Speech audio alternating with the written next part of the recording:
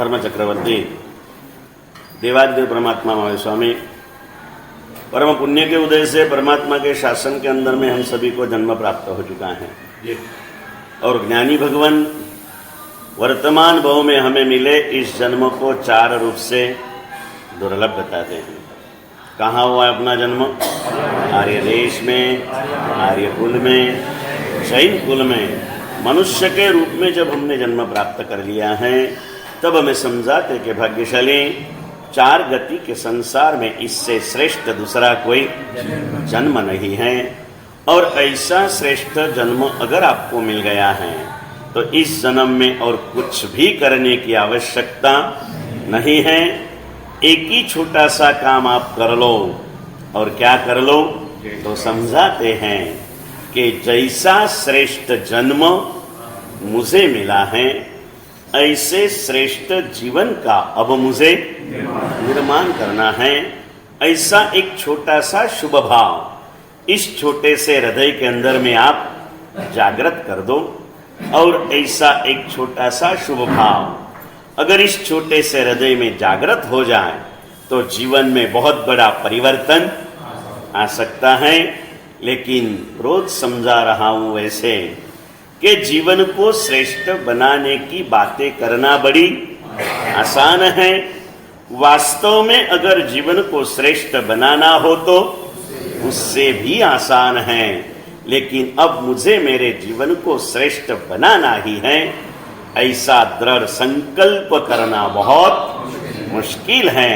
और संकल्प रहित साधना यानी नींव बिना की इमारत जो दिखने में सुंदर हो सकती है रहने में निश्चित रूप से जोखमी होती है। बाकी संकल्प अगर जो किया जाए तो संकल्प के बल से जानवर भी जिनवर बन सकता है। अद्भुत शक्ति इस संकल्प के अंदर में समाई हुई है। और जानवर से जिनवर बनने वाले मैंने कितने इतिहास आपको बताए हैं? वो 15 में से नक्की करो रोज एक याद करूंगा हैं। ये चंड कौशिक ये तीर गया, मैं क्यों नहीं तीर रहा हूं प्रभु हैं? प्रभु अंदर के प्रभु को पूछो, मंदिर के प्रभु को मत पूछो कि मैं क्यों नहीं तीर रहा हूं हैं? एक एक को याद करो। वो छोटा सा मेंढक वो भी तीर गया प्रभु, मैं तो इंसान क्यों नहीं तीर रहा प्रभु? प्रभु तीरने की बात जाने दो, तीरने का भाव भी नहीं जाग रहा है। सच कहिए योगेश भैया, कुछ करने का भाव हो रहा है लेकिन पूरा भव सागर तीरने का भाव है कितना हो रहा है बताइए ना। पप्पू भैया ऐसे थोड़े से ये बाजू नहीं तो ये बाजू आओ। हाँ मुझे आपका मुंह दिखे थोड़ा सा। तीरने की बात दूर हुई, तीरने का भाव भी नहीं जग रहा है। क्यों नहीं जग रहा है?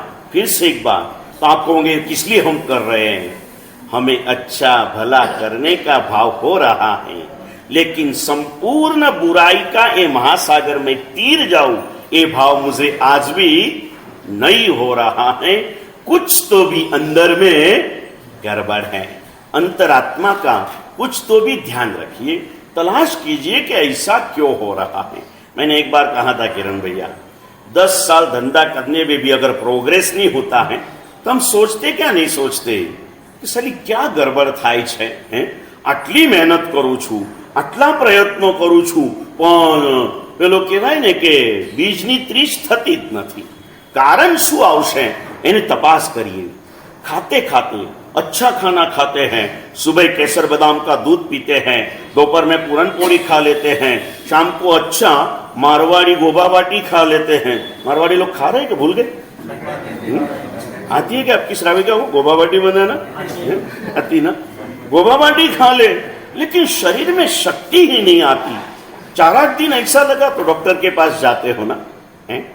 तो इतने सालों से मैं भगवान की भक्ति कर रहा हूं लेकिन भक्ति ये तो भोजन है। भोजन से क्या पाना है? शक्ति पाना है। भक्ति भोजन से स्वाद मिलता है लेकिन शक्ति न मिले वो भोजन कुछ काम का होता। वैसे भक्ति से स्वाद मिलता है लेकिन भोजन से शक्ति पाना है। भक्ति से क्या पाना है? भक्ति का फल है विरक्ति। वीरति, मुक्ति तो फल स्वरूप मिल जाएगी, लेकिन पाना क्या है हमें? इस भक्ति के फल स्वरूप अपने यहां सूत्र आता है, ज्ञानस्व फलम वीरति। हम जो भी पा रहे हैं, समझ रहे हैं, उसका सफलता वीरति। वीरति का मतलब क्या? जीवन में जो कुछ भी अनुचित है वहां पर रुक जाना, थोड़ा रुकते चलो। जीवन में हाईवे पे बहुत सारे स्लोगन आते हैं ना, उसमें कहीं कहीं पर लिखा हुआ रहता है कि स्टॉप, लुक एंड गो। जरा रुको, थोड़ा देखो और फिर आगे।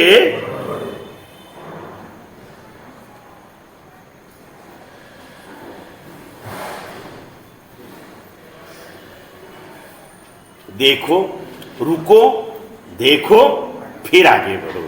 ऐसे दौड़ते मत रहो, दौड़ते मत रहो। दौड़त हूं बहु दौड़ियो। आनंद गंज जी के पदों में आता है, मैं बहुत भागा, बहुत भागा, बहुत भागा। ऐसा मुझे लगा कहा अभी नागपुर में मेरे आगे है कोई नहीं। लेकिन इस समय एक ज्ञानी आकर के हमारी अंतरात्मा को एक थप्पड़ मार के कहते हैं, रुपेश भैया बहुत सरस मजाना पद लख्या छे, દોડતો હતો। શું લખ્યું ધવલભાઈ? દોડવાના ને તમે આજે કહેવાના ને? દોડતો હતો ત્યારે એવું લાગ્યું કે મારા જેવો કોઈ સમર્થ નથી। શું લખ્યું મુકેશભાઈ? દોડતો હતો ત્યારે એવું લાગ્યું કે મારા જેવો કોઈ સમર્થ નથી। જરાક રોકાઈને વિચાર્યું ત્યારે ખબર પડી આટલું દોડ્યો એનો કોઈ।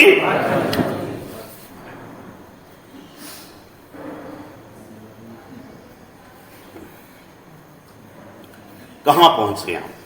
कहां तक पहुंचे हैं? समझने का है। कहां कहां घूम रहे हो ना? इधर जाते हो, उधर जाते हो, कई मिलते हैं। यहां थोड़े कम मिले, बाकी बंबई उधर बचे। मारा साहेब सिंगापुर जવું પડે, મારા સાહેબ એન્ટોટ જવું પડે, મારા સાહેબ અમેરિકા જવું પડે, મારા સાહેબ અહીંયા જવું પડે, મારા સાહેબ ત્યાં જવું પડે। क्या क्या क्या क्या क्या क्या જાય, જા જવું પડે ત્યાં જાય। નાગપુર વાળા क्या क्या જાય છે પૂછવાનો મને મોકો જ નથી મળ્યો। અત્યારે તો નાગપુર વાળા એટલા બધા ધર્મના રંગાઈ રગે ગયા છે ને કે ઘરથી ઉપાસ રહી हाँ, समझा ने भाई? एक भावधारा में चल रहे हैं ना अपन, तो पॉजिटिव विचारों के अंदर में चलिए। जो आ रहे हैं मेरे सामने, करीब करीब रोज आ रहे हैं। कई कबार एक आध दिन भूल जाओ तो आने वाले कोई रुक रहे नहीं है। इतना सारा, लेकिन दुनिया घूम रहे हैं। इधर जाना है, उधर जाना है, इधर गया, उधर गया, इधर गया, उधर गया। ऐसी कई सारी बातें। कल भी दो चार लोग मिले, मैं कहूँ भैया रोज आते थे, क्यों नहीं आते हैं? तो दो जवाब मिलते, मारा साहेब अठवाडियाથી बीमार જ હતો, અને બીજો જવાબ મારા સાહેબ અઠવાડિયાથી બહાર જ હતો। હારો છે તો બહાર જાય છે, નહીં તો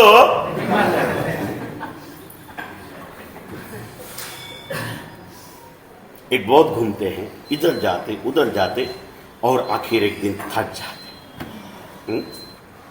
बहुत भागते हैं, करना है, मुझे जाना है, मुझे भी एक एंटोलिया नागपुर में बनाना है। नवल भी हाँ, क्या बनाना है भाई? एंटोलिया बनाना है। एक भावधारा में जाते हैं और बहुत घूमते, लेकिन जब थक जाते तब अहमदाबाद के एक गुजराती शायर है और दूसरों को कहने के बजाय वो कांकरिया तालाब की पाली पर बैठते सुबह सुबह ठंडे माहौल में और अपने आप को कुछ कहते रहते। फिर किसी को लग जाए तो लग जाए, नहीं तो खुद को तो लग जाए। वहां जाकर बैठ के उसने लिखे हुए बहुत प्यारे से शब्द, उसने अपना उपनाम रख दिया बेफाम। उसका ओरिजिनल नाम तो कुछ अलग था, लेकिन बेफाम दौड़ने वाली भाग रही इस जीवात्मा को संदेश देने के लिए उसने अपना नाम रख दिया बेफाम। और फिर उसने लिखा कि बेफाम तोए हूं बहु थाकी गयो। શું લખ્યું આનંદભાઈ? બેફામ તોએ હું બહુ થાકી ગયો, बाकी जिंदगी नो पंथ तो हतो। ध्यान से सुनना योगेश भैया, बाकी जिंदगी नो पंथ तो हतो, उदर थी कबर सुधी नो। जिंदगी माता के उदर से प्रारंभ होती है और गांव की कबर में है क्या जिंदगी में? चाहे तो दुनिया घूमते रहे। કેટલાય લોકો નાગપુરમાં આવે છે રોજ, રોજના બે ચાર પાંચ લોકો મુંબઈ, મોસ્ટ ઓફ બધા મુંબઈથી, कोई સુરતથી ને કોઈ અમદાવાદથી બિઝનેસ માટે પૂછતે ઉनको પપ્પુ ભૈया મહિનામાં કેટલા દિવસ ફરો? સાહેબ કે લગભગ 20-25 દિવસ તો ફરતા જ હોઈએ, એકાદ 2-5 દિવસ ઘરે હોઈએ। એટલે એવા લોકો થોડા પરિચયમાં આવે એટલે એનું પ્રેમથી બેસાડીને કહું ભાઈ તું 25 દિવસ જે કરી રહ્યો છે ને, ખાલી 5 દિવસ વધારી દે ને તો તને દીક્ષા લેવામાં કાંઈ તકલીફ નથી. કારણ દીક્ષામાં ઘર બાર પરિવારની માયા જ નડે છે ને અમિતભાઈ. તું 25 દિવસ તારા ઘર બાર પરિવાર વગર રહી શકે છે. ખાવા પીવાની કેટલી મુશ્કેલીઓ, ભોજન પરિસો અમે શું સહન કરીએ. આજે અમને સાધુ સાધવીને તો જંગલમાં મંગલ તમે લોકો કરાવી રહ્યા છો. मुंबई से अहमदाबाद के विहार में 20-25 रसोड़े हो गए, विहार धाम हो गए. जब घर में नहीं मिलती इतनी भक्ति वहां पर लोग कर रहे, हमें क्या भोजन का परिश्रम सहन करना पड़ रहा है. आप लोग क्या कर रहे हो. महीने में 25 दिन, आज ये होटल में, कल वो होटल में, परसों तीसरे होटल में, सुबह अलग जगह पर, दोपहर में अलग जगह पर. आप जो सहन कर रहे हो, मैंने बोला आपकी जितनी सहनशीलता तो मुझमें भी नहीं है. बस 25 दिन जो सहन कर रहे हो ना, मन को थोड़ा मना दो, कितना फर्क करो, आप साधु बन जाओगे. क्यों भटक रहे हो, कहां भटक रहे हो, कुछ भी पता नहीं. क्यों कर रहे हो, कुछ भी पता नहीं. बस आगे वाले ने किया. वो आते ना, आगे से चली आती है कहावत है कि बन्यू क्यों, राजाना दरबाરમાં મંત્રી માથે ટકલું કરીને આયા આજે, અને ટકલું હતું કોકના મોતનું. 2 ટકલા થાય છે. કાં તો તિરુપતિ ગઈ આયા હોય તો, તિરુપતિ તમે જઈને જઈ આવો એટલે સમ્યક દર્શનનું મોત થઈ જાય, એટલે તમારે ટકલું તો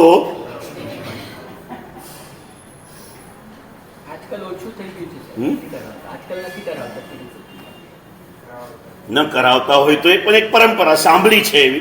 અમે તો તિરુપતિ નામ સિવાય કાંઈ સાંભળ્યું નથી, ગયા નથી. હવે જઈ શકીએ એવા કોઈ સંજોગો भी નથી. જે હશે તે टकले के सर राजा ने पूछा मंत्री ये क्यों. तो बोले जोगेश्वर महाराज मर गए. तो बोले कौन जोगेश्वर. तो बोले पता नहीं. बोले मैं आता था रास्ते में पुरोहित जी मिल गए, उन्होंने टकला किया था, मैंने उनको पूछा क्या. तो बोले जोगेश्वर महाराज मर गए, टकला तो कराना पड़ता. फिर मैं भी घाई में था, जो मिला बाजू में हजाम उसके पास करके मैं चले आया. पुरोहित जी को बुलाया. ये कौन जोगेश्वर महाराज. बोले मुझे भी पता नहीं, मैं सुबह नहाने के पूजा विधि के लिए दौड़ रहा था, गांव के नगर से टकला करके आ रहे थे, तो मैंने उनको पूछा, उन्होंने कहा जोगेश्वर महाराज मर गए हैं. तो मैंने सोचा जोगेश्वर महाराज मर गए तो टकला मुझे भी, मैंने भी करा लिया. नगर सेठ को बुलाया, नगर सेठ के बोला ये कैसे. तो बोले गांव के बाहर एक सन्यासी जो जिसको मैंने गुरु के रूप में माना है, उन्होंने टकला कराया था. मैंने उनको पूछा क्यों. तो बोले जोगेश्वर महाराज मर गए और मुझे भी आज जरा जल्दी जाना था तो मैं निकल गया, ज्यादा डिटेल पूछा नहीं, लेकिन मैंने टकला तो. राजा ने उस स्वामी जी को बुलाया. स्वामी जी भी आए, टकला के. राजा ने पूछा ये जोगेश्वर महाराज कौन मर गए. और स्वामी जी नीचे बैठ के बालक की तरह फुट फुट कर बोले जोगेश्वर महाराज मर गए. राजा ने बोला स्वामी जी बताइए तो सही कि वो जोगेश्वर महाराज कौन. बोले क्या कहूं महाराज, मेरे आश्रम को लगकर एक ही दीवार में एक कुंभार का घर है और उस कुंभार का पाला हुआ एक गद्दा है, और मैं जब जब भी भागवत का सुबह पाठ करूं ना, वो बीच में होंची करके मेरे पाठ में रोज साथ देता था, तो मैंने उसका नाम जोगी रखा था. आज सुबह मैं पाठ किया ना, आवाज नहीं आई, मैंने भागवत पूरा तो किया लेकिन मन नहीं लगा. जैसे उठ के गया, कुंभार को पूछा कि भाई जोगेश्वर महाराज कहाँ है. तो बोले कौन से जोगेश्वर. बोले रोज होची. बोले ये मरे पड़े हुए हैं. महाराज जोगेश्वर महाराज. तब मंत्री वगैरह सबको परेशानी हो गई, यार हमने, आप भी ये जोगेश्वर महाराज के पीछे दौड़ रहे हो ना, आगे वाला मर गया तो मैं भी मर जाऊं. लेकिन मैं जो कहता हूं बात को धीरू भाई, આપણે દેશે ને આમ વગર વિચારે દોડતા હોય ને, એટલે એને દેશી ભાષામાં કઈ કહેવત છે રમે. હા, એટલે એનો શબ્દ છે ગાડરીયો પ્રવાહ. શું કહેવાય? ગાડરીયો પ્રવાહ કહેવાય કિરણભાઈ. એટલે એક ઘેટું આગળ ચાલે એટલે બધા ચાલે. પેલી વાત આવે ને, મેં તમને એકવાર વાત કરેલી, 4 માંથી 1 જાય તો કેટલા રે. યાદ આવે તમને? ગયા વર્ષે વાત કરી હતી આપણે. 4 માંથી 1 જાય તો 3 રે. વ્યાપારીના છોકરાએ જવાબ આપ્યો. 4 માંથી 1 જાય તો 5 રે. ચિત્રકારના દીકરાએ જવાબ આપ્યો. અને 4 માંથી 1 જાય તો 1 ન રે. એ ભરવાડના છોકરાએ જવાબ આપ્યો. તને જવાબ યાદ છે કે ભૂલી ગયા? पिछले साल की बात है. हाँ याद रखो, હવે હું જે પર્યુષણ પિલ્લાની વાતને આપણે શું કહેવાની? हाँ निश्चित रूप से। और इसे मैं कहता हूं इसलिए मत को हृदय से स्वीकार करो, आध्यात्मिक नूतन वर्ष का प्रारंभ भादरवा सुद पाचम से होता है। भादरवा सुद चौथ अध्यात्म की दिवाली पर्व है। दिवाली मतलब शुद्धिकरण, ज्ञान ज्योति का प्रकटीकरण, इसका पर्व है। पंचमी से हमारा आध्यात्मिक नूतन वर्षारंभ होता है ना। और टीचर ने सबको पूछा, जिसने जवाब दिया ना 4 में से 1 जाए तो 1 ही नहीं रहता, तो टीचर बोले पागल है क्या, कोई बुद्धि है क्या? नहीं। बोले मुझ में तो बहुत है, लेकिन मैं तो भरवाड़ हूं ना, मेरे घर में 4 बकरे मैंने रखे, 1 गया तो सब चले जाते। इस गाडर या प्रवाह और इंसान की ये दोष दृष्टि ने इस गाडर को एक दुर्गुण देख के उसकी निंदा चालू कर दी, उसको दुर्गुणी माना। और इसीलिए मैं गाडरिया प्रभाનું ટાઇટલ આપીને 1.5 કલાકનું પ્રવચન કરું છું રોહિતભાઈ। આજે તમને 2-5 મિનિટમાં આ વાત કહી દઉં, કેમ કે હવે પ્રવચનના દિવસો બહુ થોડા છે। આજે થઈ ગયો સોમવાર, મંગળવાર, બુધવાર, ગુરુવાર, શુક્રવાર અને શનિવાર, 6 પ્રવચન કરવાના, પછી 9 દિવસ મહોત્સવ ચાલવાનો, પછી ઓળીના પ્રવચનો પાછા चालू थे। इस थोड़े दिनों के अंदर में कुछ कहना है गाडरिया प्रभाव पर हूँ कहूँ कि घेटा में छे ने एक दुर्गुण छे पण 3 बहु मोटा गुण छे। 3 बहु मोटा गुण जगदीश भाई कया बोलो तो पंडित जी छो तमे? घेटाना गुण बोलो ने प्रकाश भाई। साहेब हमारी नजर दोष तरफ पड़े छे, गुणों कोईना अमने देखाता नहीं ने भाई। नरेन्द्रभाई घेटाना गुण આજે છોડી દો એટલે કાલે મને નરેન્દ્રભાઈ યાદ આવશે, સાહેબ મજા આવે। આજ કહી દેના ઘેટાનો એક અવગુણ છે નિર્મલભાઈ, એક ઘેટું ખાડામાં પડે ને એટલે પાછળ બધા જ પડે। अब 3 गुण पप्पू भैया बताता हूं, और मैं कहता हूं अगर 3 में से घेटे जितने बकरे जितने भी गुण अगर मुझ में आ जाए ना, तो मुझे इस भाव से अभी नीचे पटकने की ताकत कर्म सत्ता की कभी नहीं रहेगी। घेटानी एक ज अवगुण, एक घेटो खाड़ाમાં પડે ને તો બીજો બી ખાડામાં પડે। હવે ઘેટું ખાડામાં પડી ગયું હોય, હવે એના 3 ગુણ તમને બતાવું। એ ખાડામાં પડી ગયું હોય અને પાછળ ભરવાડ આવે, એનો માલિક આવે ને અને એને ખાડામાંથી બહાર નીકળવાનું કહે ને તો તરત નીકળી જાય।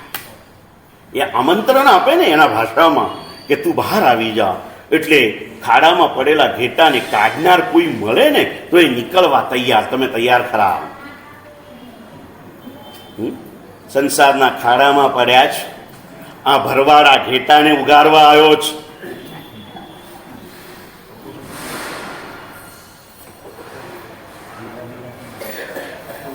अजीत भाई आओ थोड़ा आगे। सुधीर भाई तो क्या टेका चाहिए ना, इसलिए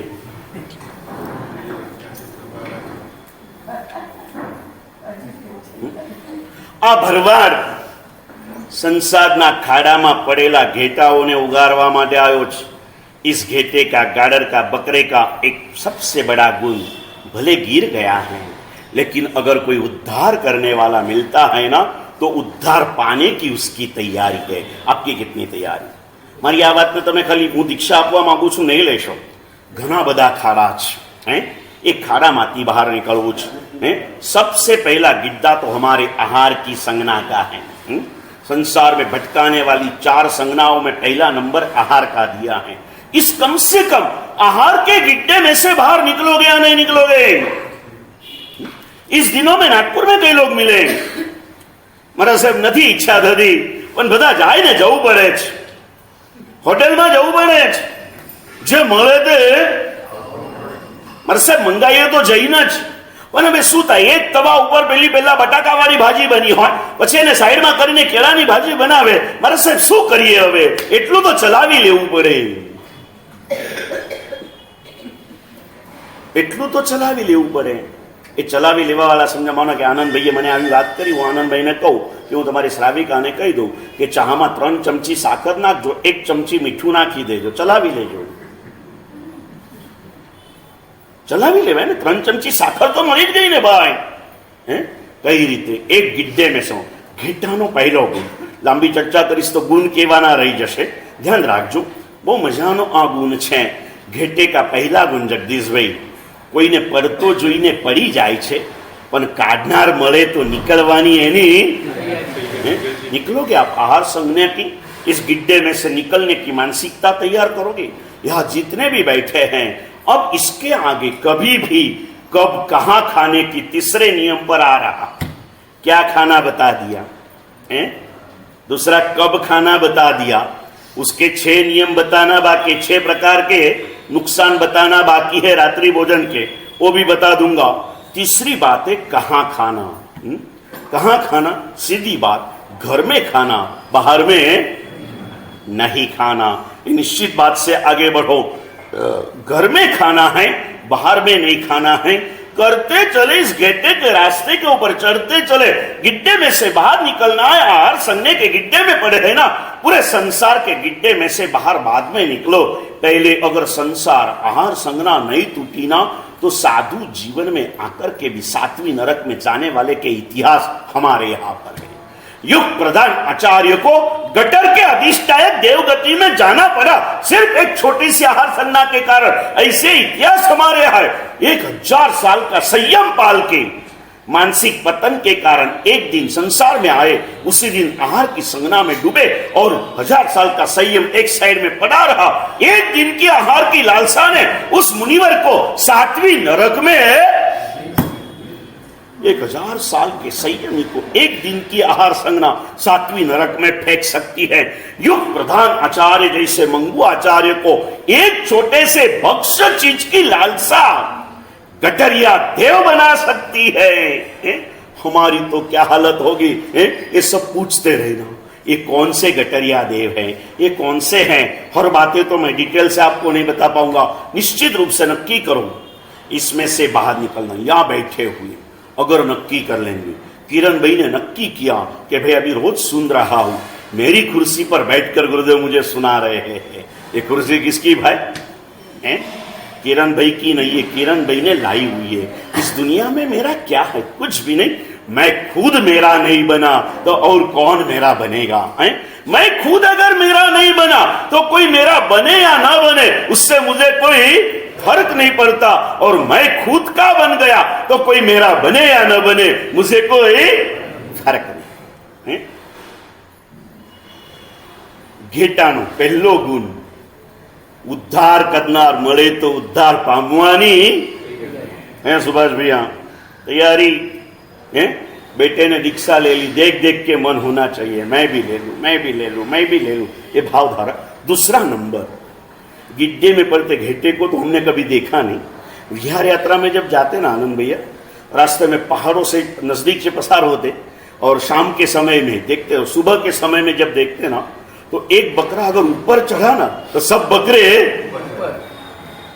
दूसरा गुण हसमुख भाई, चढ़ने वाले को देखकर वो चढ़ जाते हैं. ये हमारे 125 तपस्वी चढ़ते गए. इसे देखते देखते आनंद भैया क्या होना चाहिए हैं? चढ़ने वाले को देख के मुझे भी चढ़ना है. और इसीलिए रुपेश भाई, धवल भाई, हमारे आनंद भाई, ये हमारे प्रतीक भाई, इन सबके लिए अभी 4 दिन के बाद प्रीतम भाई धर्म चक्र संजोगों के कारण छूट गया, लेकिन 4 दिन के बाद दसम आएगी. दसम से आपको 20 दिन का छोटा सा तप प्रारंभ करना है. वर्धमान आइंबिल तप का पाया चालू करना है. करो पप्पू भैया, कुछ ना कुछ नहीं हुआ स्टार्ट करो. आगे की फिक्र मत करो, जो होगा वो देखा जाएगा. ये गाते ना प्रमोद भाई जी संगीत का, लगन तुमसे लगा बैठे, जो होगा वो.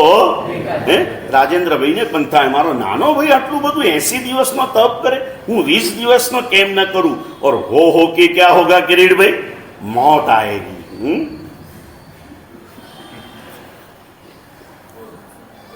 अभी हमारे ही नागपुर में हमारे एक कच्ची जीव 40-42 साल की उम्र में भी गए 2-4 दिन के पहले पुण्यशाली. मौत का नियम मैंने पहले आपको बताया, समय से पहले आती नहीं, समय आने पर रुकती नहीं.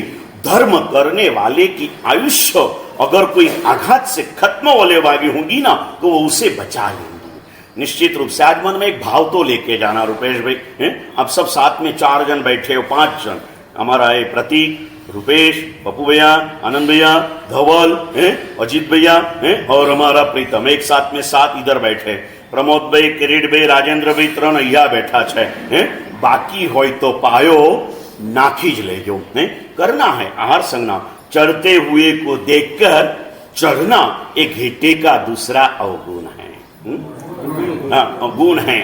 गिड्डे में पड़ा है, अगर निकालने वाला, उद्धार करने वाला मिल जाए तो उगरने की तैयारी है। चढ़ने वाले को देखकर वो चढ़ भी जाता है और कहीं भटक रहा हो इधर उधर है, और अपने मालिक की एक आवाज आए ना तो रास्ते पे वापिस चले, कहीं भी भटकता हो और एक मालिक की आवाज चालू हो गई ना तो ऐसा घूम के वो वहां आ जाता है। ये 3 नियम, हम भटक रहे हैं, ये भरवाड़ आपको आवाज दे रहा है, आप अपने मार्ग पर आने के लिए तैयारी कितनी, आप गिड्डे में पड़े हो, निकालने के लिए भरवाड़ आया है, आपकी निकलने की तैयारी कितनी, ये भरवाड़ के माध्यम से कहीं ऊपर चढ़े, हमारी चढ़ने की तैयारी। और जो चढ़ रहे 125 जन, इनको पूछता हूं आपकी दृष्टि कैसी है, नीचे वालों के ऊपर वालों के ऊपर है, ऊपर वालों के ऊपर है ना, यानी अभी गिरना नहीं है, चालू हुआ तो चलते रखना है। आकर के पूछो महाराज साहब एवं नियम है कि 82 દિવસ થાય એટલે પાણું કરવું જ પડે? महाराज साहेब 50 વર્ષ ખાખા જ કર્યું છે આ જીવે, હવે જાગી ગયા છીએ તો થોડો, હવે એ 50 વર્ષ અને હવે 50 तो રહ્યા નથી, કંઈક કરતા રહીએ। ऐसे कई पुण्यशाली अपने यहाँ भी हैं। महाराज साहेब उद्धान કર્યા ત્યારથી છૂટું મોડું નથી કર્યું, महाराज साहेब વર્ષી તપ કર્યો ત્યારથી છૂટું મોડું નથી કર્યું અને એવા બીજા બધા તો છે નાના નાના, મને હમણાં બી મળ્યા, નામ પાછો ભૂલી ગયો, પણ 2 બહુ ઊંચા આદર્શો નાગપુરમાં તમારી નજર સામે છે, એક અમારા ગિરધારીલાલ અને એ જ રાશિવાલા ગણેશ કાકા, આ 2 બહુ મોટા આલમ્બનો છે। आज 14 साल हुए गणेश काका ने खुला मुंह नहीं किया और करीब 41 साल हो गए ना पापा को, खुला मुंह नहीं किया। कैसी कैसी पोजीशन, अभी घर में से बाहर कदम रखने की ताकत नहीं है, फिर भी एक आसना छोड़ते नहीं है, शाम का औषध छोड़ते नहीं है। कुछ ना कुछ ऐसे आदर्श को नजर के सामने रखते हुए हमारे उत्तम भाई, मनोज भाई, निर्मल भाई, आजाद भाई, ये सब ने, सुरेश भाई ने नक्की करना अभी कुछ हो या ना हो, खुला मुंह तो रखूंगा कम से कम। खूब सरस, देखिए ये नजर के सामने 2 हैं मुकेश भाई और अभी तो उनको 2 ओली अखंड किया, पारना करना नहीं था, लेकिन ये माताजी जैसे साध्वी जी ने उनकी दया कर ली ना। मुकेश भाई તમારું શરીર કેવું થઈ ગયું છે, મને એમને કીધી ત્યારે ખબર પડી, તમે એકવાર પાળનું તો કરી જ लो, કરી જ लो, ये बात हुई। उनकी करुणा है, माँ की करुणा रहती ना, अगर मेरे पास आते तो मैं तो छोड़ाता ही नहीं, करते रहो, बाकी रहा कितना, अभी अखंड पूरा करो। 100 ओली पूरा करना है तो अभी अखंड चलना पड़ेगा, ऐसे खंड खंड में 100 साल पूरे हो जाएंगे, 100 ओली शायद नहीं होगी। करते रहो, घबराने की जरूरत नहीं है। हमारे हिमांशु सूरी महाराज 92 इयर्स की ओल्ड में अखंड 25-30 साल के अम्बल करते करते चले गए, कहीं कमजोर नहीं हुए।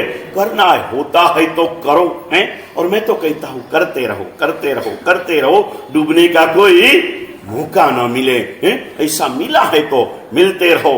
कुछ इस दुनिया में भागोगे, जहां जाओगे, जिस दिन रुकोगे, रुपेश भी पेला शब्दों हृदयपटમાં લઈ લેજો।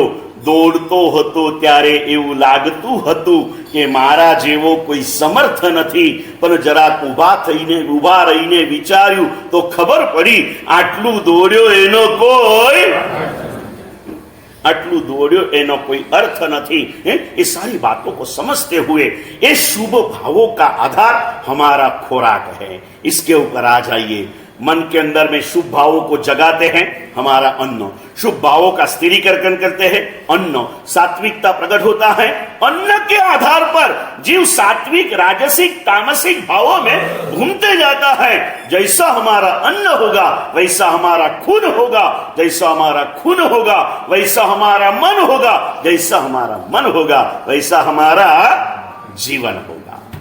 वैसा हमारा जीवन होगा। निश्चित करो, इस सिर्फ एक आहार संज्ञा के ऊपर अगर हमने काबू प्राप्त कर लिया, क्या बताओ आपको, सिद्ध पद का एक नाम है अनाहारी पद। कौन सा नाम है? रोज बोलो ने प्रमुख तो साथिया करती वक्त, अनहारी पद में करया विग्रह गई अनंत, दूर करीते दीजिए अनहारी शिव। दूसरी कोई उपाधि नहीं दी, सिद्ध पद को कौन सा पद बताया? अनाहारी पद है। अनाहारी, वहां पर अनाहारी रहना है, इसके लिए यहां पर शुद्ध आहारी हमको बनना है।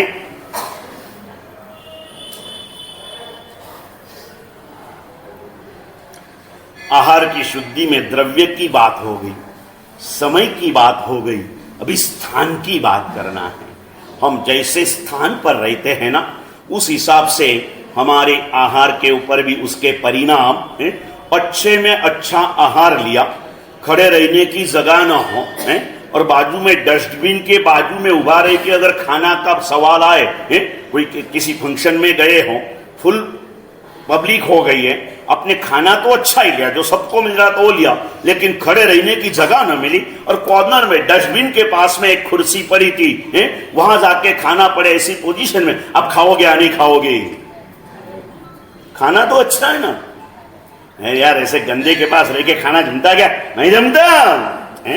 स्थान, और क्या कहूं आपको, जितने भी दुनिया के 5 स्टार होटल है ना, वो सबसे गंदे हैं। डॉक्टर शरद, गुजरात में वो बहुत अच्छे लेखक हैं, शरद ठाकुर का कुछ नाम है, उसके गुजराती पेपर में लेख आते हैं, और इसीलिए आने से दिन से हमने कहा भाई एक आधा गुजराती पेपर आता हो तो लाओ, लेकिन 2 महीना हो गया अभी तो गुजराती पेपर आता नहीं। 2 महीने में तो अहमदाबाद से विहार करके आदमी आ जाता, समझ गए ना भाई है? होते रहता, किसी के यहां आता हो तो लाना, कुछ मिलता है।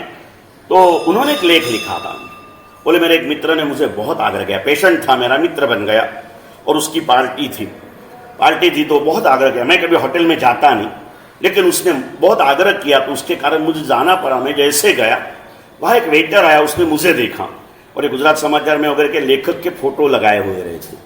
वो वेटर ने देखा तो उसको लगा ये तो वही लगते हैं। तो उनको पूछा आप वो डॉक्टर हो? बोले हाँ।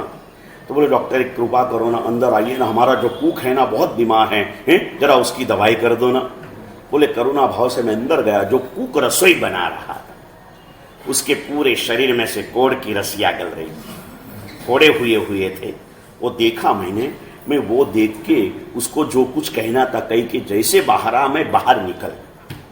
मैं कहा किया मैंने ऐसी कई सारी गंदगियां और कोई बहुत सारी चीजें जानकर भी आप लोग अनजान बनकर अपनी वासनाओं का और संज्ञाओं का पोषण कर रहे हो। आपको मालूम है मिलने वाली होटल की चीजें कभी फ्रेश नहीं होती हैं, सिर्फ लाते समय फ्रेश बना के आती है। बड़ी हुई चीजें फेंक देंगे ना तो 5 स्टार बन के नीचे गिर जाएगा। वो जितना बढ़ता है सब डीप फ्रीज में रखा जाता है, दूसरे दिन उसे ही प्रोसेस करके आपके सामने लाया जाता है, और आप इस गंदे चीजों को खाकर अपने आप को कहते हो। इसकी बात को मैं कहते हुए अशोक भैया बहुत अच्छा आपको क्या बताऊं, पहले हमारे हिंदुस्तान में एक भी होटल नहीं थी, खानावर भी नहीं थी धवल भैया, क्योंकि अतिथि देवो भव की हमारी संस्कृति है। कहीं भी आप अनजान गांव में भी चले जाओ, अनजान बन के चले जाओ। यहां पर की घटना बताओ आपको, हमने 35 साल के करीब पहले नागपुर अहमदनगर चौमासा किया था, और मैंने उसकी बात एक बार आपको बताई थी धर्मचक्र वालों को। डॉक्टर विजय बी मेहता भी तप में जुड़े, तब सामुदायिक तप नहीं होता था, घर घर में तप करना पड़ता था। और महाराष्ट्र के डॉक्टरों की यहां पर एक सेमिनार नागपुर में थी, और नागपुर नगर में से उनकी चॉइस हुई, उनको यहां आना पड़ा। धर्मचक्र चालू था, उपवास के दिन रात को वहां से बैठे और उतर के यहां पर आए, यहाँ दर्शन वंदन पूजन किया, कपाल पे तिलक किया सुंदर सा, और कोई यहाँ के श्रावक मिल गए, बोले બહાર ગામથી આવતા લાગો છો તો ક્યાં આ રીતે આવું છું અને કે આવી તપસ્યા ચાલે છે, ક્યાંક મને થોડું ચા ખાકરાની વ્યવસ્થા થઈ શકે? પેલા ભાઈએ હાથ જોડીને કીધું, ભાઈ તમે આવા ઉપવાસના તપસ્વી, ચાલો મારે ઘેર, જે હશે એમાંથી તમને કરીને વપરાવી દઈશ. ये हमारी संस्कृति है. अनजान गांव में भी चले जाओ तो भी आपको कोई चिंता नहीं थी. समय गाला ऐसा आया, एक ऐसे ही माता जी थे, कुछ काम नहीं था तो घर पे ऐसे बच्चे जो आवारा बच्चे थे वो आते, बोले माँ जी कुछ खिलाओ ना. माता जी अकेले थे, 2 पैसे पड़े हुए थे तो सबको बोला आपको कोई नहीं है ना, रोज यहाँ आके खाते चलो. तो 7-8 बच्चों को खाना खिलाना चालू किया. मालूम पड़ा तो दूसरे बड़े लोग भी आने लगे, बोले कि माता जी सबको खाना खिलाओगे तो आप खाली हो जाएंगे, थोड़ा थोड़ा हमारे से कुछ पैसा भी लेते चलो. पैसा लेना चालू हुआ. तब तक ये नहीं था, लेकिन वह खाने वाला वो था जिसके पास कोई तो कहे ना, हम उसके ऊपर ना नीचे, ना कोई आगे पीछे, ना कोई रोने वाला, ना कोई. ऐसे आवारा बच्चों के लिए ये लॉज चालू हुई. जो रखड़ू है, जिनको घर नहीं है, जो माँ बाप नहीं है, ऐसे लोग होटल में जाते हैं. मैं बड़े बड़े शहरों में पूछता हूँ, रोहित भाई, होटल इन ऐसे लोगों के लिए है जिनको घर नहीं है, जिनको माँ बाप नहीं है, जिनको पत्नी नहीं है, जिनका कोई नहीं है, उनके लिए होटल है. आप होटल में जाके क्या सिद्ध करना चाहते हो? यही बताना चाहते हो ना? थोड़ा कड़वा शब्द बोलूं धनसुख भाई, ऐसे लोगों को रखड़ू बोल दूं, और खराब बोलूं? जाने दो, इस पवित्र पाठ को क्यों पवित्र करूं? नहीं जाना है. आओ, जब हम छोटे थे हमारा पूरा परिवार शिखर जी की यात्रा के लिए निकला. हमारी संगमनेर की दुकान सबसे बड़ी, 15-20 दिन बंद रखना बहुत मुश्किल काम था. हमारे पिताजी अकेले रुके, अकेले. बाकी पूरा परिवार हमारा 5-6 गांवों में भरा हुआ, मामा बुआ सब 40-50 लोग एक साथ में हम लोग यात्रा करने के लिए निकले. अकेले की चिंता इतने दिन के लिए करना नहीं करना. ऐसे मालूम पड़ा सब जा रहे हैं, अरविंद रुक रहा है, गांव वाले बारी बारी से सब आ गए. जम्मू मारे त्या आवजो, चिंता ना करता. जम्मू मारे त्या आवजो, चिंता ना करता. 15 दिन 45 टन कभी घर में खाने की चिंता नहीं करनी पड़ी. ये भावना है हमारे यहां धबकती थी. नक्की करो कहां खाना, घर में खाना. घर के बाहर खाओ तो सिर्फ संघ के स्वामी वात्सल्य में खाना, और कहीं नहीं जाना. समझ गए ना पुण्यशाली? बाहर का खाना, आप बाहर जाते हो, आपके जीवन में से बाहर चली जाती है. जीवन को सदा बाहर रखना है. बाहर का खाना नक्की करो. दूसरे रूप से को बाहर का खाना जो है ना पुण्यशाली, आर्थिक दृष्टि से भी बहुत मुश्किल होता है. उस दिन वरगोड़े में चला था ना बप्पू भैया, एक हलवाई की दुकान दिखी, उस पर लिखा था रसगुल्ला नंग 1 9 रुपया. फिर उसके ऊपर क्रॉस करके लिखा था 6 रुपया, यानी 3 रुपया कंसेशन. मैंने मन में सोचा क्यों कंसेशन आया? 125 लोग इधर फ्री में खा रहे एक रसगुल्ला, अभी वहां लेने वाले रहे नहीं, तो 9 का कितने में मिला?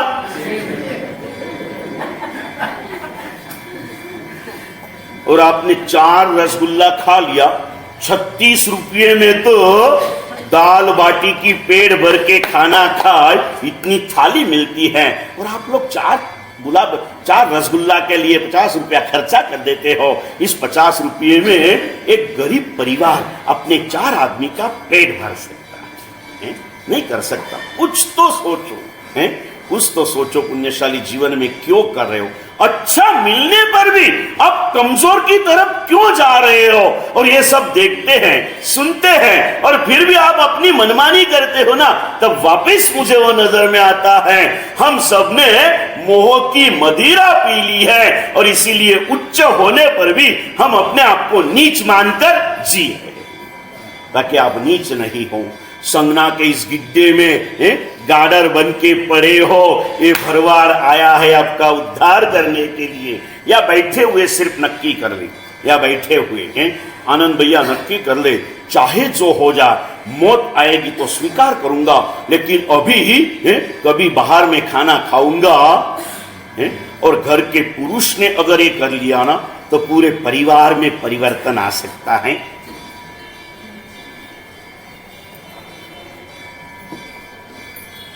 अपने गुरुदेव कोई घर पे पगला करने की विनंती करे ना, तो शिखर जी से रिटर्न समय उन्होंने नियम किया था कि जिस घर का पुरुष अखंड 400 दिन चोवियार तिव्यार भी नहीं, और वो कमाने वाला, घर में बैठा हुआ नहीं, कमाता हुआ पुरुष अखंड 400 दिन का रात्रि भोजन त्याग का पचखान करे, उसके घर में मैं पगला करूंगा। मैंने एक बार सच पूछा, गुरुदेव ऐसा कारण क्या, 400 दिन का कारण क्या, और कमाने वाले पुरुष का ही कारण क्या, दूसरे का क्यों नहीं? एक के दर्शन, સંસારમાં જીવવા માટે ડગલે ને પગલે પુણ્યની ખૂબ આવશ્યકતા છે. પૈસો પણ પુણ્ય વગર મળતો એટલે કમાનાર પુરુષનું પુણ્ય જેટલું વધશે ને એટલો એનો પૈસો વધશે, પૈસો વધશે અને શ્રાવક સુખી થશે ને તો સમાજ પણ સુખી થશે. એટલા માટે કે એને આપું છું. અને 400 દિવસનું કારણ એ છે, આમ તો નવકાર મંત્રનો અધિકાર ઉદ્ધાન કર્યા વગર મળતો નથી, પણ લર્નિંગ લાયસન્સ કહેવાય ને તમારે ત્યાં, તો જે પણ શ્રાવક અખંડ 400 દિવસ એકવાર ચોવ્યાર કરી લે તો એને એક લર્નિંગ લાયસન્સ તરીકે એને નવકાર ગણવાનો એક અધિકાર મળે. બાકી ઉદ્ધાન ન કર્યા હોય તો નવકારની સાધના તમારી અનધિકાર છે. એ કહીને की बात, आज उद्धान के विशेष नहीं जाना, एक हाँ तो ये करते चले, आगे बढ़ते चले, आगे जाते जाते बंबई तक पहुंचे ना. बंबई में गुरुदेव की निश्रा में हर महीने पुष्य नक्षत्र में 800, 1000, 1200 युवान आते थे. अभी थोड़े कम हो गए क्योंकि अभी गुरुदेव खुद प्रवचन वगैरह देते नहीं, और दूर दूर वाले को आना जाना बोला तो समय के हिसाब से, संपत्ति के हिसाब से, बहुत हिसाब से कभी मुश्किल रहती. फिर भी आज 600, 700 युवान आ रहे हैं. लेकिन जहां जाए ना वहां जूने लोग वापिस जुड़ जाते हैं. शिखर जी गए थे, रिटर्न आए, 2 साल के बाद बंबई पहुंचे ना. बंबई वाले सभी की भावना रुपए भी, गुरुदेव मारे थे आवे, गुरुदेव मारे थे आवे. गुरुदेव ने भाव बढ़ा दिया. 400 का जो नियम था ना अजीत भैया, 1008 कर दिया. जो पुण्यशाली 1008 दिन अखंड चौव्यार का, तिव्यार भी नहीं, बिल्कुल एडजस्टमेंट नहीं है, तो उसके घर पे पगला करूंगा. ऐसे में पुष्य के 3-4 युवान मेरे पास आए, बोले गुरुदेव पगला तो कोई पण हालतમાં કરાવવા છે, પણ નિયમ શક્ય જ નથી. मैं कीधु शू कारण? उन्होंने उनका जो टाइम टेबल बताया ना बप्पू भैया, तो व्यवहारिक दृष्टि से कहूँ ना तो वास्तव में उनसे संभव ही नहीं था. एकदम व्यवहार की दृष्टि से कहूँ तो संभव ही नहीं था. आप जैसे वो कोई धनवान भी नहीं थे, मेहनत करके कमाना था और परिवार को निभाना था. ऐसी दशा में सुबह 8, 8:30 बजे घर से निकले ना तो रात को 8:30, 9 के पहले घर पे पहुंचना ही नहीं. एक टाइम तो आदमी थोड़ा घर में बैठ के पेट भर के खाना चाहेगा ना भाई, नहीं तो गुरुदेव बहुत मुश्किलें होती हैं, आप कुछ करो. उस समय पर क्या पता गुरुदेव की कृपा से मेरे अंतर में से एक बात निकली. मैंने उनको समझाई. मैं हमने कीधु ललित भाई कि देखो भैया आपकी बात सुनकर पहले तो स्वीकृत करता हूं कि आपके लिए ये बहुत मुश्किल है, लेकिन एक बात बताऊं आपको, अभी इस समय में रात्रि भोजन त्याग करने में आपको जो मुश्किलियां है ना, लेकिन भगवान ने रात्रि भोजन करने वाले की भविष्य की जो मुश्किलियां बताई है ना, उस मुश्किलियों से अगर बचना हो तो इस मुश्किलियों का आपको सहन, अधिक दुख से बचने के लिए थोड़ा दुख सहन तो आप नहीं मानोगे रुपेश भैया. व्यक्ति ओके हो, आप जैसे उम्र की है. उन्होंने नियम लिए, गुरुदेव के पगले कराए. 1008 दिन तो कब के पूरे हो गए, 16-17 साल पहले की ये बात. आज तक उन्हें रात्रि भोजन मन से याद तक नहीं. आज भी लाइफस्टाइल वही है, और जब भी मिलते ना तो उपकार मानते, गुरुदेव आपने समझाया और हम समझ सके, ये बड़ी बात है. समझाने वाले तो, लेकिन उस समय हम समझ सके गुरुदेव, आज इस पाप से मुक्त हो गए हैं, बड़ी खुशी होती है गुरुदेव. सब रूप से आनंद है, आरोग्य भी बढ़ा, अध्यात्म भी बढ़ा, संपत्ति भी बढ़ी, स्नेह भी बढ़ा, हर चीज की वृद्धि हुई. गुरुदेव ये करना है हमें, अपने आप पर नियंत्रण कीजिए. इस नियम के साथ आगे बढ़ना है पुण्यशाली. करना है कुछ ना कुछ. क्या खाना, कब खाना, कहां खाना. अब नंबर 4, कैसे खाना. कैसे खाना, उसका बहुत छोटा सा नियम है. बैठे बैठे खाना, खड़े खड़े मत खाना. बैठे बैठे खाना, खड़े खड़े मत खाना. अपने गुरुदेव उनके मुंह से शब्द शोभते भी हैं, बुजुर्ग हैं, प्रभावशाली हैं, यानी वो जो दूसरों को कहते हैं, मैं आपको नहीं कह रहा हूं, सिर्फ दूसरों की कोई बात, जैसे अपन बातें करने को बैठते 4 मित्र, तो किसी ने किसी को सुनाया हो तो हम सुन लेते ना। इसलिए गुरुदेव जो कहते हैं ना दूसरों को, वो मैं आपको कह रहा हूं, यानी आप इसको मन पर मत लेना। तो कहूं नहीं लोगे ना मन पर अजीत भैया? गुरुदेव बहु सरस काठियावाड़ी है ने, એટલે ગુજરાતી ભાષામાં કે ઊભા ઊભા ખાય અને ઊભા ઊભા જાય એ માનસ નહીં પણ ગધેડો કહેવાય। खड़े खड़े मत खाना, व्यवस्था के हिसाब से कई बुफे भी होता हो तो लेकर के बैठ के खाना। खड़े खड़े मत खाना, चेयर पे बैठो, नीचे बैठो। चेयर पे बैठना भी हमने देखा है, हमारे दादाजी 85 साल की उम्र में गए ना, लेकिन घुटने का दर्द कभी नहीं हुआ था, हैं? घुटने का दर्द कभी नहीं हुआ था, तो चलते रहते थे। तो कारण था, हमने देखा है बकू भैया, दादाजी जब भी भोजन करते ना तो आगे पाटा, पीछे दूसरा एक पाटा रखते थे थोड़ा नीचा, उस पर दादाजी बैठते। इस बाएं घुटने के नीचे જેને દેશી ભાષામાં ઘૂંટણિયું કહેવાય, लकड़े का ढीचनिયું वो रखते, यानी इससे ये पाँव थोड़ा सा ऊंचा रहता, ऐसा रहा ना, ये पाँव थोड़ा सा ऊंचा रहता और फिर वो खाना खाते। इसका फायदा ये होता, ये ऐसा थोड़ा ऊंचा रहने से किडनी के भाग के ऊपर प्रेशर रहता और प्रेशर के कारण खाते खाते इसमें से पाचक रस भोजन में ऐड होते जाते और उसी के कारण ये सब हमारा खाना भी हजम हो जाता है। अब नीचे पैर टांग के बैठते हो, खड़े खड़े खाना खाते हो, ये सारे पार्ट लूज होते हैं, तो उसमें से जो पाचक रस मिक्स होना चाहिए वो होते नहीं है। खड़े खड़े नहीं खाना, कैसे खाना योगेश भैया? बैठे बैठे खाना। जब बैठे खाने की व्यवस्था न हो वह मत खाना है। खड़े खड़े खाना नहीं, बैठे बैठे खाना, इतनी सावधानी रखते हुए चलना। और कितना खाना, કેટલું ખવાય લલિતભાઈ? महाराज साहेब साचू को नागपुर में घना गए, आम नहीं खवातुं, पण रजवाड़ा में जाइए ने महाराज साहेब एवो टॉप मेनू होय छे ने के ना खावुं होय तोय बराबर ललितभाई एवो ज मेनू बनावो छो ने तमे? तमारो मेनू स्वादिष्ट होय के भक्ष होय? तमे स्वाद बेस्वादનું ध्यान राखो के भक्षा भक्षનું ध्यान राखो? भोजन बनावती वखते ध्यान शेनु राखो? स्वाद बेस्वादનું ध्यान राखो के भक्षा भक्षનું राखो? केम केम पहला भक्षा भक्षનું ध्यान राखो, પછી ભક્ષમાં સ્વાદ જરૂર મેળવો। ભક્ષક में स्वाद नहीं आता ऐसा नहीं। घना लोग कहे मारा साहेब अहिया जे मळे छे ने वापरवा एवं तो अमे अमारी जिंदगीमां क्यांय खाधुं नथी, एटलुं सरस मळे छे मारा साहेब। आम तृप्ति अनुभवाय छे, खाधानी तृप्ति अनुभवाय छे, क्योंकि यहाँ पर जो भी बन रहा है वो पहले भक्ष होता है और फिर उसमें स्वाद इकट्ठा होता है। मेनू मेरे पास चेक कराया जाता, बना के लाते, चेक करते हैं। भक्ष भक्ष का नियमन मैं करता हूँ, उसे स्वादिष्ट बनाने का काम हमारी रसोईया की टीम करते हैं। और बनाइए खाना प्यार है, और ये परोसने वाले प्यार से परोसते हैं। चाहे चीज कोई भी ले जाए, सब्जी करेली की हो या काकड़े की हो, हमें मीठी लगती है क्योंकि पिरसने वाले का प्यार उसमें भरा हुआ रहता है। और इतना होने पर भी तपस्वियों को भी चिकनगुनिया हो रहा है, बुखार आ रहा है। इसका क्या कारण? इसका कारण एक ही है, आहार में सबसे, भोजन में सबसे महत्व की चीज कौन सी गिरीड में? पानी।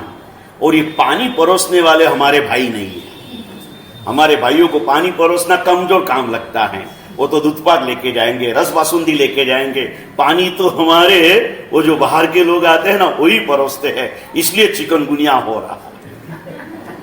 क्योंकि उसमें उनकी कोई गलती नहीं है, वो तो बेचारे आते हैं और ईमानदारी से, लेकिन उनके मन में बस एक अपनी ड्यूटी बजाने का भाव है, कोई ऐसा प्यार भरा हुआ नहीं है। पुण्यशाली सुख हमारा योगेंद्र भाई, तमारा राजू भाई है ने, रोज आवे, मारी रोजनी ड्यूटी थई गई छे, एमने आवे એટલે પાણી મંત્રિત કરીને આપવાનું પહેલા દિવસથી જ माथू बहु भारे लागे आम लागे आम लागे और पानी पी लिया ना तो तुरंत आगे कही दे मारा साहेब आज बहुत सारू लाग्યું તમે पानी मंत्रित કરીને આપ્યું ને બહુ સારું लाग्યું અને मुझे विचार भी आता है लेकिन रही जाता रुपेश भाई जरा कालથી થોડું ધ્યાન રાખજો બેસના દિવસે સવારે એક જગ પાણી મારી પાસે મોકલી દેવાનું હું મંત્રિત કરીને આપું એટલે મિક્સ કરી દેવાનું બધામાં અને એને પીરસવાનું इसका भी एक प्रभाव रहता है मैं कौन सा मंत्र बोलता हूँ मत पूछना मैं मंत्र बोलता हूँ नहीं बोलता हूँ मत सोचना समझ गए ना हाँ लेकिन मैंने उंगली डाल के दे दिया ना तो हो गया श्रद्धा का ए विश्व क्या कहूँ आपको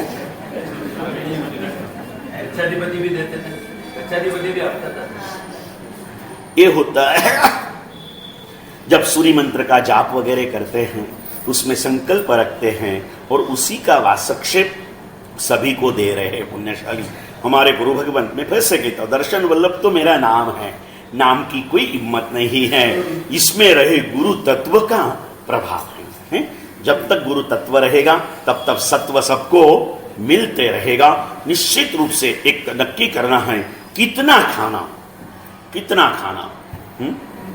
तो खाने के बाद में शरीर में सुस्ती आए इतना नहीं खाना है खाने के बाद में तुरंत वर्किंग में लग सके इतना खाना है पेट को बोझ आ जाए पेट को ये हो जाए इतना नहीं खाना एक नियम कितना खाना नियम नंबर 2 है कितना खाना तो आपके भोजन में भी फर्क होता है छुट्टू हो धवल भैया तो नौकारसी में 2 खाकरा खाओ बपोरे 4 रोटली ने सांजे 2 भाकरी वापरो हूँ तो सांजे ज बोलूँ रातना हूँ ना बोली शकूँ ने समझा के नहीं અને ધવલભાઈને મેં કાલે કીધું છે કે મને પર્સનલમાં મળી લેજો કેમ કે જાહેરમાં બહસ કરી લઈએ પછી સંકોચથી આમ હાથ જોડી લે અને બાધા લઈ લે અને પછી પાછો ક્યાંક બહાર ખાતા મળે ને એટલે રૂપેશભાઈ પૂછે કે अरे उस दिन तो बड़ा होशियारी में ले लिया था तूने नियम ये क्या कर रहा था बोले यार अपने नियम में सब रहता है धारणा बोले थे गुरुदेव मैंने धारणा किया था गुरुदेव नियम दे रहे तब तक नियम रहेगा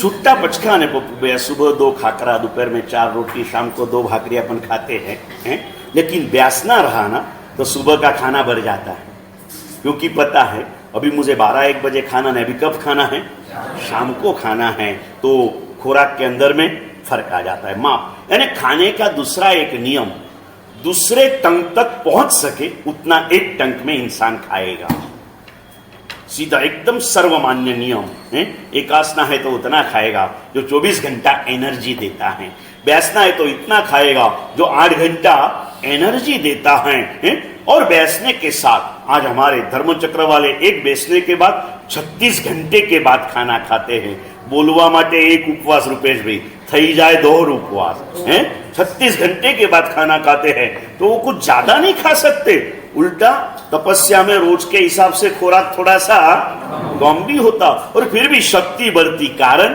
देव गुरु की कृपा की एनर्जी रहती है निश्चित रूप से संकल्प करो भोजन के 5 नियमों का पालन करके मुझे 5वें नंबर का केवल ज्ञानी बनना है क्या खाऊंगा जो मेरे भगवान ने मना नहीं किया वो ही खाऊंगा कब खाऊंगा जिस समय पर भगवान ने मना किया है सीधी भाषा में बोलो दिन में खाऊंगा रात में नहीं खाऊंगा कहां खाऊंगा घर में खाऊंगा होटल में इधर उधर खाऊंगा नहीं नंबर 4 कैसे खाऊंगा बैठे बैठे खाऊंगा खड़े खड़े खाऊंगा नहीं और नंबर 5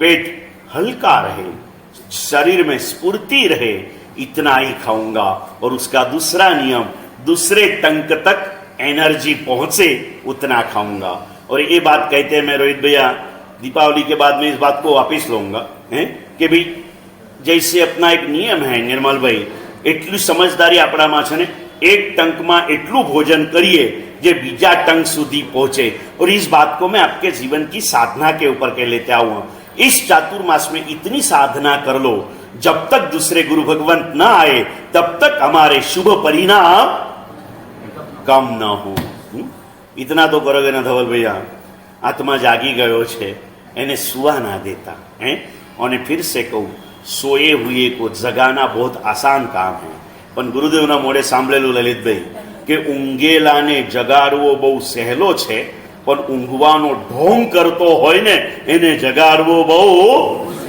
અને તમારી વાત નહીં કરું, હું તો ઢોંગી છું. મારા ગુરુદેવ મને કેટલું જગાડે છે, પણ હજી જે કરવું જોઈએ ને એમાંથી મારી પાસે ઓછું છે, અલ્પ છે. તમને દેખાય છે, તમને બહુ લાગે છે, તમારી ગુણદ્રષ્ટિ છે, પણ મને ખબર છે મારી અંતરાત્મા સાથે. અને શાસ્ત્રોમાં લખ્યું છે આરાધક એ જ છે એને આરાધના કાયમ માટે ઓછી જ લાગે. આટલાથી શું થશે, આટલાથી શું થશે? વેપારીને પૈસો ગમે તેટલો મળે કેવો લાગે? ઓછો લાગે ને. એટલે એ રીતે સાધકની સાધના ગમે તેટલી કરે એને ઓછી જ લાગવી જોઈએ. ના, આટલાથી શું થશે? ધવલભાઈને મનમાં થાય એક નવકારના 81ના 9 દિવસના કર્યા તો પત્રિકામાં મારું નામ ચમકી ગયું. પાયો નાખીશ તો કેટલું નામ ચમકશે. અત્યારે સફેદ કલરમાં છે, પછી ગોલ્ડન કલર, સિલ્વર કલરમાં લઈ લઈશું, અને પછી ઉપદાન કરીશું એટલે ગોલ્ડન કલરમાં લઈ લઈશું, અને વર્ષી તપ કરશો ને એટલે ડાયમંડ કલરમાં લઈ કરીશું ને. આનંદભાઈનું નામ સુવર્ણ અક્ષરે, પપ્પુભાઈનું નામ સુવર્ણ અક્ષરે, રૂપેશભાઈનું નામ सुवर्ण अक्षर है। प्रतीक भाई नु नाम है अजीत भैया। अजीत भाई के इस बार क्या था, श्राविका ने कर लिया ना इसलिए मैंने नहीं किया। अभी श्राविका को कह देता हूँ, वर्षी तो अजीत भैया को कराना, बच्चों को आप संभाल लेना, करना है, फिक्र मत करो। और कोई भी बहाने से अपने आप को रोको मत। आप धर्म जितना भी करोगे, आपके बालक को, आपके धंधे को, आपके हर चीज को संभालने वाला दादा बैठा है। एक श्रद्धा रखो। हूँ बरोड़ा में रोज बोलतो ललित भाई, माटे धींगो धनी बैठो छे दादो शंखेश्वर। और हमारे मुनि सूरत दादा भी धींगा धनी छे। सुएनो प्रभाव छे, सुएनो चमत्कार। ये जो कुछ भी हो रहा है ना, वो दादा की कृपा है। जब कोई नहीं आता मेरे दादा आते हैं। चाहे जो मुश्किल आ जाए, भावनाओं में आगे बढ़ते रहे, रुकना नहीं है, हमें आगे आगे बढ़ना है। इसी भाव में चलो। जिन्होंने धर्म चक्र किया है यही सोचना है, अब जिंदगी में कभी नहीं किया, इस स्टार्टअप है मेरा, ये कोई एंडिंग नहीं है। अभी मैं आगे आगे जो भी अवसर मिले मैं करता रहूंगा। जिसने नहीं किया उसने क्या सोचना बप्पू भैया, यार योगेश नहीं करने वाला कर लिया और मैं करने वाला भटक गया, चलो कुछ नहीं है। तो उसके लिए अपने कहिए ना, रुपयो नहीं तो पाउली कई तो करिए। 80 दिन का नहीं हुआ तो 20 दिन का पाया तो करी लू, स्टार्ट करो। काले आनंद भाई ने कीधु, अरे मारा साहेब बधु थाय पण आंबेल ना थाय। मैं कीधु जो पहला तो अपनी कोई ओळखाण ज नथी, હવે તમને મારી પર શ્રદ્ધા તો કે તમારા પર શ્રદ્ધા થઈ ગઈ એટલે તો આટલો આવું છું, નહીં તો કોઈ દિવસ આટલો આવ્યો જ નથી। તો મારી પર શ્રદ્ધા છે તો તારે ક્યાં કરવાનું છે? કરાવવા વાળો તો તારાથી નથી થતું, એ તારી કમજોરી છે, પણ તારા દેવગુરુ તને કરાવી દે એ દેવગુરુની શક્તિ છે। અને એટલે રૂપેશભાઈ પીરસવા વાળી આખી ટીમને કહી દેજો, મિત્ર પરિવાર આખો पायानी अंदर में जोड़ाયેલો હોય, मजानो जोड़ाયેલો હોય, आनंद आवे। कुछ करो, खा खा के क्या किया है, यही किया ना। जिंदगी ऐसे ही बीत जाएगी। फिर से एक बात नक्की करो, घेटे की तरह चढ़ने वाले को देखकर मुझे चढ़ना है। उद्धार कराने वाले आए हैं तो मुझे ऊपर भटक रहा हूं।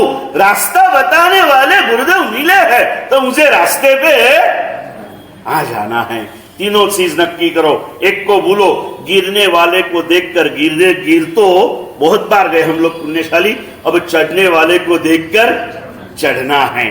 એવું ન થાય કે ઉપર વાળા ના પતિ ગયું હવે નહીં લાવતા, કઈ વાંધો નહીં, बैठिए। तो सुंदर सा ये माहौल पुण्यशाली, इस माहौल में आगे बढ़ना है। एक के बाद एक प्रसंग, किसी को कुछ अच्छा लगेगा, किसी को कुछ अच्छा लगेगा। एक ही शोरूम में जाके सबको एक सर की चीज अच्छी नहीं लगती ना। कल का प्रसंग कोई लोगों को अच्छा भी लगा, किसी को भी इनकाम का भी लगा, हर चीज होती है। ये महोत्सव भी होगा ना, किसी को बहुत मजा आएगी, कोई प्रशंसा करेगा, कोई निंदा भी करेगा। इतना खर्चा करने की क्या जरूरत थी? ऐसी बातें चालू हो चुकी अपने यहाँ। एक वरघोड़ा में 15 लाख रुपया खर्चवाना शू जरूर है? 2 કલાક વરઘોડો, 4 ઘોડા ભરશે, 2 હાથી ભરશે, આ 15 વિન્ટેજ કાર ભરશે, પેલી વીજ કાર ભરશે, એના 15 લાખ રૂપિયા ખરીદના જરૂર શું છે? જરૂર શું છે ભાઈ? અને એકવાર કાશ્મીરની ટૂર પરિવાર સાથે કરીને 5 લાખ ખર્ચી આવે ત્યારે તને જરૂર લાગી હતી. બસ જિંદગી में एक बार तो जाना पड़ता है ना भाई. बद्दी मुश्किली क्या आवे? यहाँ जावे. लेकिन खानदान लोग हैं निर्मल भाई, मेरे सामने नहीं बोलते, नीचे नीचे बातें कर लेते. महाराज साहेब समझવું જોઈએ ભાઈ, સમજ્યા કે નહીં? હા, મહારાજ સાહેબ કાંઈ કહેતા નથી. તમને તમારા કર્તવ્યની જાણકારી આપવી એ મારો ધર્મ છે. પૂછી લેજો, કોઈને બી કોઈ ચીજનો આગ્રહ કર્યો નથી. પ્રેરણા આપી છે, સંઘે ઝીલી છે, થઈ રહ્યું છે. આજે બી કઈ જ ન થાય તો દર્શન વલ્લભ મહારાજને કાંઈ નથી. બિપિનભાઈ એકવાર બેઠા હતા, મેં કીધેલું, આજે તમને બધાને કહું, અમે તો સાધુ ભગવંતો છીએ ને. જે ક્ષણે સંયમ મળ્યું ને પ્રમોદભાઈ, જિંદગી આખી ઉત્સવ છે અમારા માટે. અમારે કોઈ ઉત્સવ મહોત્સવની જરૂર નથી. આ બધું કોના માટે છે ભાઈ? તમારા માટે. ભાવ જાગે તો કરો, પણ કોઈના ભાવ બગડે એવા ધંધા મત કરો. સમજ્યા ને ભાઈ? ન ફાવે તો દૂર રહેજો, પણ આવા ધંધામાં જતા નહીં. આની શું જરૂર છે ને આની શું જરૂર છે, આની શું જરૂર છે ને આની શું જરૂર છે, આ વાતો કરતો કરતો બીએસસી ના શોરૂમમાં જાય ને તો 150 રૂપિયાના ચપ્પલના બદલે 1500 રૂપિયાના બૂટ ખરીદીને આવે. આખર તો પગ ઢાંકવાતા ને. કેમ 150 ની જગ્યાએ 1500 ના બૂટ લીધા? પછી આગળ વધ્યો, રેમંડના શોરૂમમાં ગયો, 150 રૂપિયાના બદલે 2500 રૂપિયા મીટરનું કપડું લઈને આવ્યો. કેમ લાવ્યો? શરીર જ ઢાંકવું તું ને તારે. આ બેનો સાડીના શોરૂમમાં જા, 1500 ના બદલે 5000 ની સાડી લે. આખર તો શરીર ઢાંકવું તું તારે. ક્યાં જરૂર હતી 5000 ની? ત્યાં બધે જ બધું ચાલે અને ધર્મમાં કોઈ 2 પૈસા વાપરે. सुरेश ने काले कि अनुमोदन कोई ने क्या पागल है, महाराज साहब ने बोल दिया और चांदी की गिन्नी बांट दिया. क्या जरूर थी इतनी? इसके बजाय वो गरीब को देता तो क्या बिगड़ता? अनुमोदना कर दोस्त. आ बोलता बोलता भूलाઈ જાય ને ઝીલી લેવાનું મન થયું, એની ભાવનાને વંદન કરતું. એવી સરસ મજાની ભાવનાને આવતા આવતા રસ્તામાં બધાને ચાંદીની ગિન્ની, કદાચ નાગપુરમાં 50 વર્ષમાં પહેલી વાર હશે ને, રસ્તા વચ્ચે કોઈને ચાંદીના ગિન્નીની પ્રભાવના ક્યારે થઈ ભાઈ? ઉપાશ્રયમાં થઈ ગયા રે. ચાંદીના ગિન્નીની ઉપાશ્રયમાં થઈ ને રસ્તા વચ્ચે. અનુમોદના કરવાનું મન થાય. આવા શબ્દો બોલીને તારાથી થાય તો કરજે, કોઈના ભાવ બગડે એવા ધંધા કરતો નહીં. તારા જિંદગીમાં કેટલાય નકામા ખર્ચા તું કરતો હોય છે દોસ્ત. શાસન પ્રભાવનાનો આ અવસર છે, એની અંદરમાં બોલી અને દુર્લભ બુદ્ધિ ના બનતો. આજે બી કહું, બધું જ બંધ થઈ જાય તો દર્શન વલ્લભને મોઢાની એકે રેખા ફરે એવી નથી. એને જે જોઈએ 3 ટાઈમ પેટ ભરીને મળે છે, વધારે આવે છે. ના પાડવી પડે એટલી ભક્તિ કરો છો. ક્યાંય પણ આડું આવડું બોલી ન સમજાય તો સમજવા આવજો, ન ખબર પડે તો ખબર પાડી લેજો. કોઈ પણ ચીજમાં કશું કરતા નહીં. ગુરુ તમને જે કહે છે ને સારા માટે કહે છે. गुरु का कहा जितना करोगे इतना पाओगे, मन मानी करोगे गुरु कुछ नहीं कहेंगे, गुरु तो शांति से बैठेंगे. तेरा भला बुरा तेरे नसीब के साथ है. हमें तो जिंदगी में जो चाहिए था वो मिल गया है? और आप हमको चौमासा के लिए बुलाते हो, किस लिए? हमारे लिए कि आपके लिए? आपके लिए ना भाई. आते हैं, आने वाले गुरु भगवंतों के प्रति एक सद्भाव, एक समर्पण भाव प्राप्त कीजिए और इस साधना के पथ पर चल के साधक बन के, शुद्ध बन के हम सब सिद्ध दशा को प्राप्त करें. इसी भावनाओं के साथ परमात्मा की बातें के हार्दिक भावों से क्षमाया.